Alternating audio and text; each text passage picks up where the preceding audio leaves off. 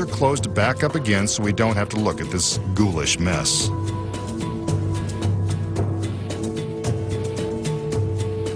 Now the blades are removed. First the big one, then the one at his neck. She's good at this. The cabinet goes for another spin so we can see that there is nothing tricky going on in the back. Let's look inside. There's his head, and his middle is returned.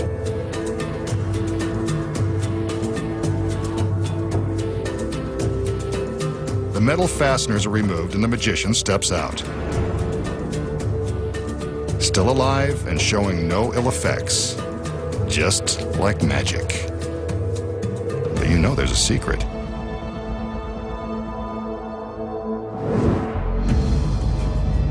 So, how did the magician survive one sharp blade through his neck, one through his gut, and his torso vanishing into the ether? Here are the secrets.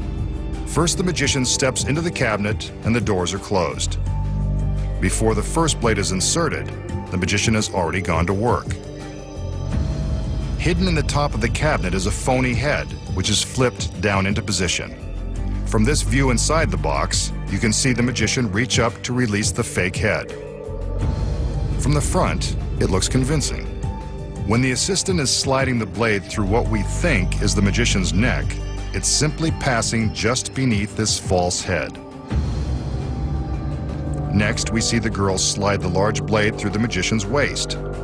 Hidden inside the box is a secret seat that is attached to the back of the cabinet and painted black so it can't be seen from the front. When the doors are closed, the magician sits down on this seat and bends forward, allowing the blade to safely pass just above him. From this angle, we can see that the blade never touches the magician. From the front, it appears as though he's still standing in place because his legs never move. The next secret is that the area above the metal plates is masked by sections of fake pant legs. He flips these into place to disguise the empty space and make it appear as though we are seeing his legs as though he were still standing. Here is the action with the cabinet doors open. The magician sits down on the concealed seat, flips in the fake legs, flips down the fake head, and bends forward to make room for the large blade. The girls reveal the head and then open the doors to show that his body has mysteriously vanished. In order to make it look like the magician is reassembled, the assistant first removes the blades, allowing room for him to sit up, hide the fake legs, flip the phony head back into its compartment, and stand up in preparation for his appearance. An updated version of a classic illusion, and now you know how it's done. Coming up next, the magician's gorgeous assistant gets skewered by an iron spike. Here's a trick street magicians have used on national television to fool millions of viewers. The magician shows us an empty plastic water bottle and a cell phone. But there's no time to take a call, not when there's magic to perform. He taps the top of the bottle to prove that it's solid and that there's no way for the phone to fit through the mouth. He taps the bottom, then presto! The cell phone has penetrated the solid bottle and is now inside. And it looks like it's staying there. Hope nobody calls. So, how does the magician take an ordinary plastic water bottle and magically make his cell phone wind up inside? Here are the secrets. First off, the bottle has been prepared with a long slit along one side that's large enough for the phone. The magician used scissors to cut the slit before the trick began. See how his hand fits inside without distorting the shape of the bottle. He starts the trick by using his phone to tap the bottle to prove that it's solid and to convince us it hasn't been tampered with. Then, he quickly rams the phone through the slit in the side. Just that simple. Here it is in slow motion as he pushes the phone through the cut opening. Once the phone is inside, the audience never notices the slit. There's another street magic trick that won't fool us again. The magician will now attempt an incredibly dangerous balancing act in hopes of avoiding disastrous results. He begins by showing off this arrangement of antique iron spikes. These are the same spikes found protecting medieval castles, haunted mansions, and Gothic cemeteries. They're all very sharp and very lethal. In the days of the knights, these spikes were used to impale dangerous lawbreakers and reviled enemies. Tonight, he'll use them to perform a perilous illusion with the help of this very lovely lady. She looks pretty dangerous too. Pretty and dangerous. That's a combination that's perfect for a trick like this.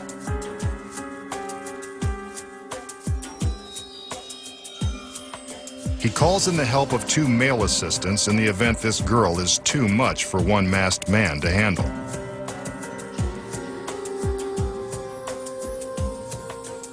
As he puts her into a deep trance, the men lift her onto the tallest spike, balancing her precariously on its iron tip.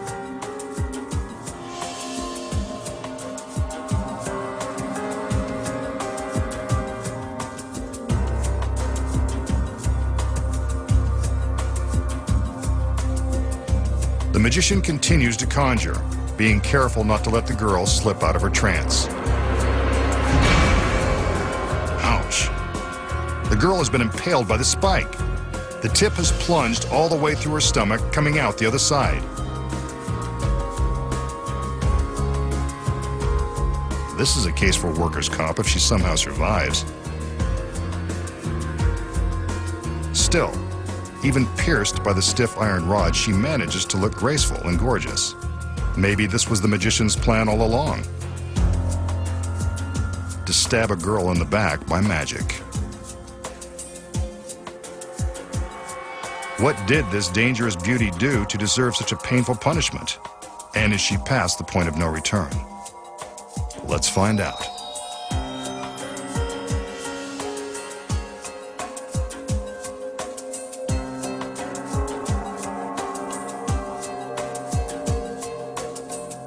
The men help lift her off the spike as she awakens from her trance. Finally, the girl slept through it and came out unharmed. And look at that. She doesn't even hold a grudge. Maybe women do like bad boys after all.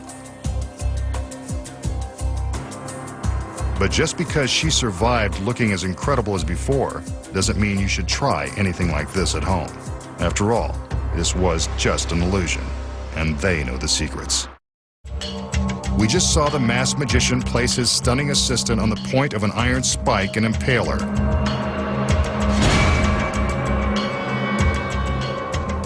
So how did he do it? Here are the secrets. When the illusion begins, the magician displays the collection of imposing-looking iron spikes. The spikes appear to be deadly sharp and quite dangerous. But on closer inspection, we can see that the pointy iron tips are actually made of foam rubber. They look lethal, but they're really quite harmless. They're as soft and pliable as a bath sponge or a toy bow and arrow set. The center spike contains some bigger secrets. When the assistant is placed on the spike, it appears that the spike goes right through her beautiful body. But if you look closely, you can see that the tip of this spike retracts into the shaft. When the assistant is placed on top, the point simply sinks down inside the spike, which is really a sturdy hollow pipe. Beneath her costume, the assistant is wearing a special harness that rests against the small of her back and has a socket that fits over the end of the phony spike. Without her fancy dress on, we see how easy it is to make the magic happen.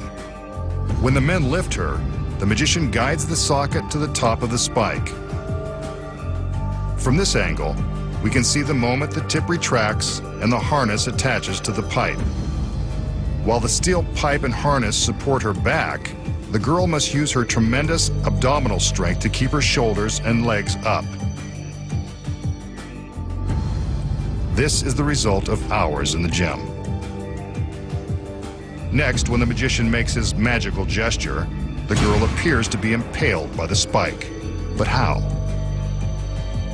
Hidden inside the spike is a spring-loaded piston which retracts into itself.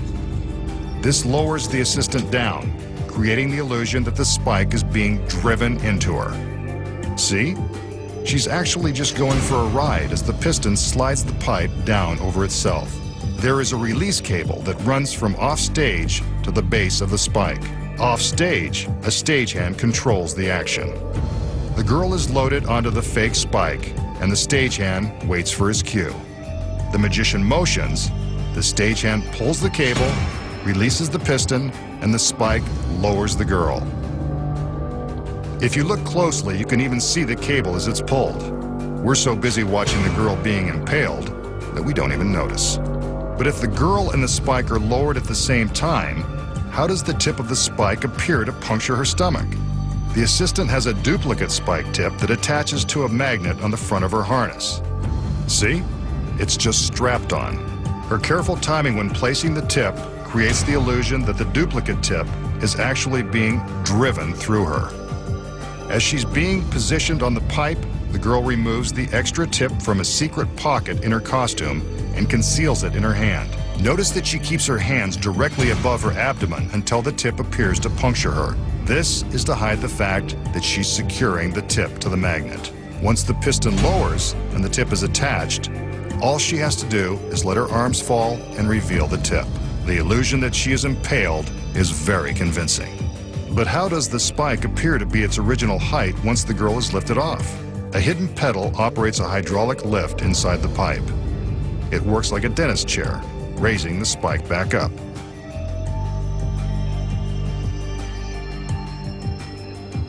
The assistant removes the fake tip and hides it in her palm as she's removed from the spike. All she has to do now is join the magician and accept half the applause for doing most of the work. And now, you know the secrets. Next time, the masked magician returns to reveal more of magic's biggest secrets.